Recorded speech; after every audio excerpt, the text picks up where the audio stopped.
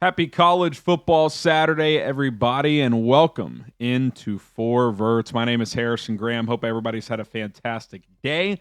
A lot of big-time games, and we're going to break them all down here. We got Red River, Oregon, Indiana, plenty others to discuss as well. Before we get to all of that, of course, hit that subscribe button, turn on those notifications if you haven't already. We are about 320 or so subs away from 12,000 on the channel. Plus, join us live tomorrow for the noon games for the NFL. We'll be live from about 11:30 Central Time until about 3 o'clock Central Time, breaking down all of the noon game action. So we'll have plenty of fun for you guys in that regard as well.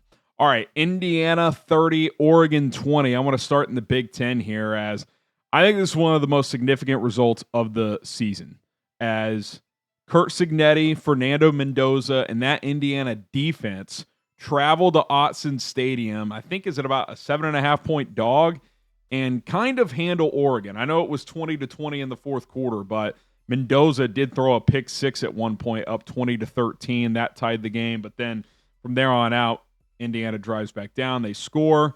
Dante Moore throws a pick. They add a field goal to ice the game to win the game 30-20. I thought this was a pretty big statement. Not many people expected Indiana to win this game. I thought it would be a good game. I picked Oregon. I thought it would be close, but if you watch this game, Indiana was just the better team. They were more physical in the trenches. Mendoza, outside of the one pick, was the better quarterback between the two, as a lot of people thought the winner of this game at quarterback could vault themselves at or near the top of the Heisman race as well. This was a noteworthy performance from Indiana, and I think one thing is very clear. Curt Cignetti is one of the best coaches in college football. Turns James Madison into an FCS powerhouse, gets him into Division I, has Indiana in the college football playoff in year one. And this year they're much better. They are better than last year, and last year's team had multiple pros on it. This guy, he's a little corny at times. He can coach his ass off. And he took a beating when he said, just Google me, I win. Is he wrong? Is he wrong? This guy's a freaking winner, man. Indiana before last year, since I saw this stat, it was like since like the 80s or something, averaged 4.1 wins per season for like 40 years. They were a 4-8 program. In my entire life, they hadn't done anything. They had a couple random decent years here and there where they win like 7 or 8 games, but they were a joke, laughingstock, basketball school. They are a force in the Big Ten right now. I mean, you tell me, other than Ohio State, who in the Big Ten's better? It's not Oregon, clearly. They beat Illinois by 50. Penn State, we can get to James Franklin here in a little bit. He's probably out. They just beat Oregon on the road by 10. Michigan, they just got smoked. USC, don't think so. USC lost to Illinois, who lost to Indiana by 53. If I was voting tomorrow, I'd have to think real long and hard about voting Indiana either number 1 or number 2. I might give Ohio State the edge, but they would be 1 or 2. That's how good they look today. And that's how good they've been all season. Like, they are very good. They're physical. They tackle well. Their offensive line's improved this year. Fernando Mendoza is a legit NFL quarterback. Like, they have the ingredients. It's not hyperbolic to say this team could be in the mix to win a national championship. Take the name of the jersey off of it. If you were just watching them play today against Oregon, would you not think that was like Alabama or something? This team is absolutely legitimate. You got to give them credit. And look, I'm not going to call it a bad loss for Oregon, but it's not a great one. You're at home, college game day. They got to fly cross country to play you. You get outplayed, you get out coached, you get out physical. Their quarterback's better than yours. It's not a great loss for Dan Lanning. And, you know, we gave him a lot of credit. That win in Happy Valley. And I do think sometimes we play this game of, well, that win doesn't look as good anymore. Penn State's lost twice. And said, no, you still get credit for that win. That win matters. But Lanning has lost a lot of these top 10 games. A couple years ago, he lost to Kalen DeBoer in Washington twice. Last year, yeah, they ran the table in the regular season, won the Big Ten championship, got smoked in the rematch to Ryan Day and Ohio State in the playoff game. Tough spot. I understand. It's going to be tough to beat that team twice, but he's been on the wrong end of these more often than not early on in his career. Now, I'm a Dan Lanning guy. I think he's one of the top 5 coaches in the sport. I'm not selling my Dan Lanning stock. I'm not calling him James Franklin 2.0 or something, but that was a kind of an ass kicking, if we're being honest, especially when you factor in the point spread going in. I mean, they covered the spread by 17 points. I mean, that was. I want to make this more about Indiana than Oregon, but that was not a great showing by the Ducks when they had a lot of reason to think that they were going to be successful in this game. So good win for the Hoosiers, and you look at their schedule the rest of the way. They're 6-0 now. I think, again, top 2, top 3 in the country tomorrow. Michigan State at home next week. They're terrible. UCLA at home, playing better since they fired Deshaun Foster, got to say. But still, that's a game you should win. At Maryland, okay. At Penn State, maybe they get a post-coach firing boost if they fire James Franklin, but Drew Allar's out for the season now. Wisconsin at home, at Purdue. They're going to be favored the rest of the way. That Indiana could go 12-0. And by the way, with wins over Illinois and Oregon already, they could lose once, if not twice, and still be a playoff team. The only question now is, could they win the Big Ten? Could they win a national championship? Why not? Who out there is just terrifying? No one in the SEC should terrify you. Oklahoma, everyone's like, oh, this is the year. We'll talk about them. They got smoked by Texas today. Smoked. Ohio State's probably the one team. They're in their conference. Like the best two teams are in the Big Ten right now. Ohio State and Indiana. To me, like those are the best two teams in the country as we sit right here today. I mean, could Alabama re-enter that mix?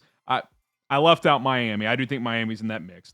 That's a clear 3 best right now. There is a tier drop. It's Ohio State, Indiana, Miami, whatever order you want. You could make arguments for all 3. Then there's a tier break. Ole Miss is ranked 4th. They barely beat Washington State today. They're in a tier below. A&M, nice team, really good, playoff caliber, good defense. Marcel Reed can get hot. They're not Indiana right now. I don't think so. So, wow. Impressive win for the Hoosiers. Okay, we do have to talk about some other games. Bama's getting back into the mix. Nice win over Mizzou on the road. I thought Missouri had a good shot in this game, and they certainly did. Had a chance there. Had the ball down 3 at midfield, and Pribula threw the pick. And I know he threw the pick there, but the Pribula, Drew Allar thing, him transferring from Penn State, like that whole thing is just kind of, just kind of funny to see how it plays out. Not funny that Allar got hurt, but Penn State just being in shambles. And this Pribula kid slinging the pill for Mizzou is just, it's college football. Transfer portal, funny thing. But Ty Simpson's a baller, man. I was not a Ty Simpson guy coming into this year. I mean, they didn't name him the starter until like the week before the season or whatever. And you're just like, that's not a great sign. Guys making throw after throw after throw. I mean, they go for a 4th and 8 up 20-17 late in this game. And he drops an absolute seed on about a 25, 30-yard corner route. Good coverage, perfect throw. Perfect throw. They score, go up 27-17. Mizzou responds, cuts it to 3, does get the ball back late, but Bama gets the game-sealing pick. That's a big boy. First of all, it's a big boy call by Kalen DeBoer to go for it there, and it's a big boy throw by Ty Simpson. I mean, you could argue just all quarterbacks in the country just sitting in the pocket delivering the football. Ty Simpson, Fernando Mendoza, are those the two? I thought Dante Moore didn't play great today. I still like him, but not a great showing. Ty Simpson's probably going to be in the Heisman race if they keep winning. That's a big win for Alabama. They've righted the ship here since that Florida State loss, which is a game they'd like back because Florida State is now 3-3 and lost to Pitt today. So not great there. From Mizzou, I think a pretty good showing. I mean, they'll have opportunities here moving forward. You look at what Eli Drinkwitz's team has coming up. At Auburn next week. They played Georgia close today, so that'll be a test. At Vanderbilt, Texas A&M, at Oklahoma later in the season. So they've got games in front of them to kind of, build that resume up a bit. But this is their first real test this year. And they didn't win, but did they pass the test? They didn't fail it. I'll put it that way. I thought that was a pretty game effort from Mizzou today. Not a game effort from Brent Venable's team. Wow. Texas 23, Oklahoma 6 as the Horns win the Red River Rivalry. Arch Manning played pretty well. Statistically, nothing's going to stand out, but I thought this was his best game. Efficient, 21 of 27, 166, and a touchdown. Thought he made 3 or 4 big throws where you're like, okay, like you could see it there. Like there was one where he's scrambling right and he kind of 3/4 arm one to the sideline at a tight window. You're like, that's a big boy throw. Do a nice touchdown pass.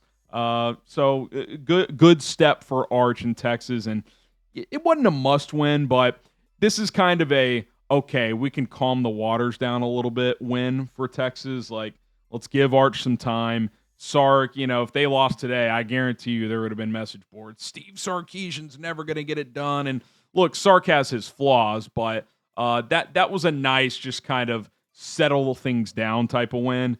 And is alarming the right word? I mean, what was that from Oklahoma? I get John Mateers playing. He's got the thumb thing. They decided to play him. He threw 3 picks. The accuracy was all over the place. Can't imagine he was 100%, although he said he was fully ready to go.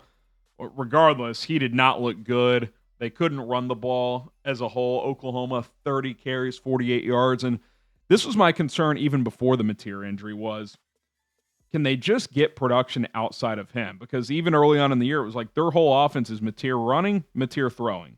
Their running backs have given them zilch this year. I mean, Torrey Blaylock, 11 for 33. Xavier Robinson, 3 carries, 7 yards. Jay Knott, 1 carry, 2 yards.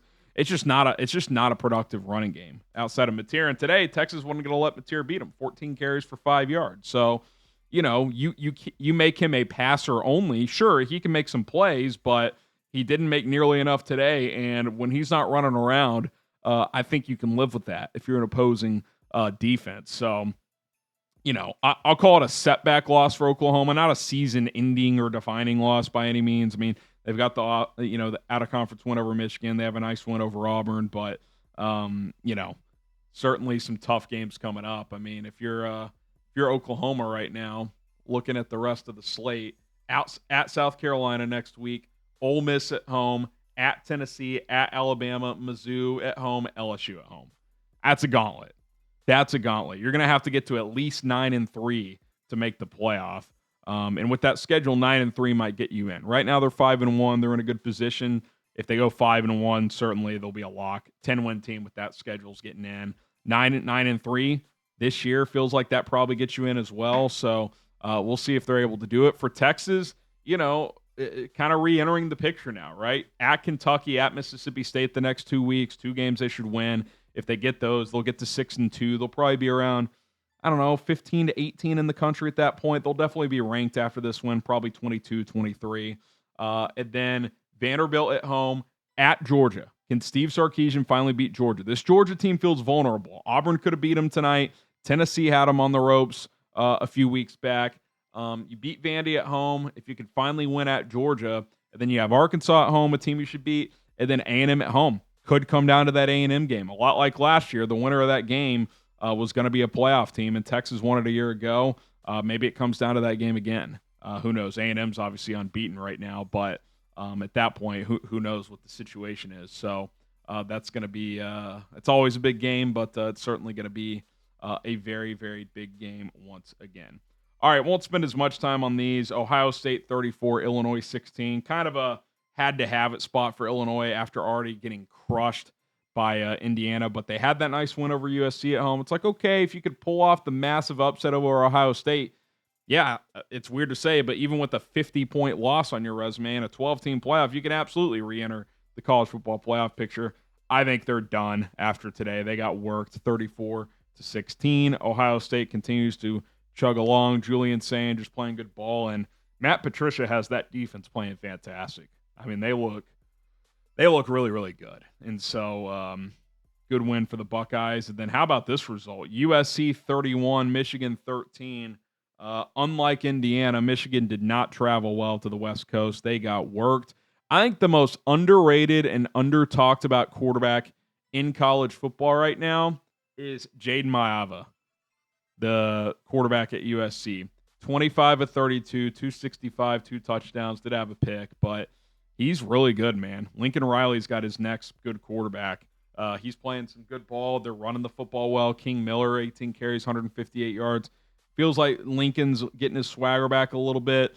If you're a USC fan, you're bummed you couldn't win that Illinois game. I mean, they took that late lead but couldn't seal the deal. But 5-1, you'll certainly be ranked next week. The Trojans will, and this is who they've got the rest of the way. At Notre Dame next week. That feels like an elimination game. Notre Dame with 2 losses already, but close losses to who is it? I think it's A&M's one of them, and Miami, 2 of the top 5 teams in the country right now. So USC at Notre Dame, winner of that game vaults themselves firmly into the playoff discussion. Loser, especially Notre Dame, that'd be their third loss, probably eliminated. Maybe USC could lose this game and then win out and get in because USC still has at Nebraska and then at Oregon on the schedule. But the winner of that game is going to be in a pretty good position to be a playoff team. So definitely excited about that matchup next week. All right, final topic before we get out of here. What a disaster for Penn State. What a disaster for James Franklin.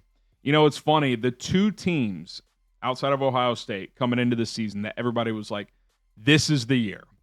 Texas, Penn State. Well, good win for Texas today. We'll see if they re-enter the picture, but they went from number 1 in the country to unranked before Halloween. That's pretty rare. Penn State loses a heartbreaker to Oregon. It's like, okay, yeah, James Franklin lost a lot of these games, but double overtime at home against a damn good team. Okay. They lose at UCLA the next week as a 24-point favorite. Then they lose to Northwestern today at home as a 20-point favorite.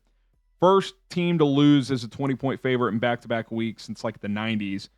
It's over for James Franklin. I saw his bio. It's like 55, 60 million. I get it, but I don't even think he's like bad by any means, but like things run their course, and sometimes like it just isn't working. It isn't working. He can't win the big one. Now he's losing to these bad teams. It's just, by the way, Drew Allar's out for the season. Now it's just pull the plug. Pull the plug on this thing. He'll get a job somewhere at some, slightly lesser Big Ten or SEC school, or he'll go to a Big 12 program and he'll be fine. And he's got a ton of money and it's going to be okay. But it's just, you're not going to win the big one with them. If you couldn't do it this year, I mean, they're not even going to make the playoff. They're not even a playoff team, and they had so much coming back. And for Drew Allar, I mean, I didn't blame him for coming back, but in a bad QB class last year, he probably would have been a first-round pick, even though I have never been an Allar guy. He's wildly erratic for me. I'm not a fan of his game, but like big arm, mobile, big kid, 6'4", 235. Someone would have taken him. And now out for the year with a ankle injury, I think a fractured ankle. I mean, is he like a 5th-round pick? He's out of eligibility. He's not going to get a medical redshirt. He played in 6 games this year. It'd be one thing if he got hurt in the first quarter today and it was the 5th game. Be like, okay, he might win that appeal. People were like, oh, just appeal, medical redshirt. Dude, he played in 6 games. He's not winning a medical redshirt. I'd be shocked. So he's going to enter the draft, and, he'll get drafted, I'd say anywhere from the 3rd to the 6th round. And what a disaster for him. What a disaster for Penn State. And what a disaster for James Franklin. It's just time. You have to get him out. And I tweeted this out, and, Indiana fans don't like it. And look, they might be right. A few have snapped back and said, he's not leaving. Look, Cignetti's 62. Maybe he won't. Maybe he's like, today's college football, making $9 million per year. What? Indiana's got money. Why would I leave? Who cares about? Does tradition matter that much anymore? As long as your program is willing to spend? Honestly, no. We talked about this a few weeks ago. Oregon's a better program than Alabama today. Why? Because they have Phil Knight's money. So if Cignetti has the resources he needs, maybe he wouldn't. But if you're Penn State, wouldn't you fire James Franklin immediately and just do the full court press on Cignetti? Maybe you don't get him, but that's got to be your plan A, B, and C. And then if he says, offer him $12 million a year, whatever, he says no, okay, you go to the next guy. But Franklin's got to go. He just has to go. It's over. It is over. You guys tell me, should Penn State fire James Franklin? Type Y for yes, or you can type in for no. Let me know down in the comment section below. My name is Harrison Graham. We're going to call it a night. Join us tomorrow, noon window on 4 Verts for some NFL Week 6 matchup. Should be a lot of fun. Subscribe. We'll see you then.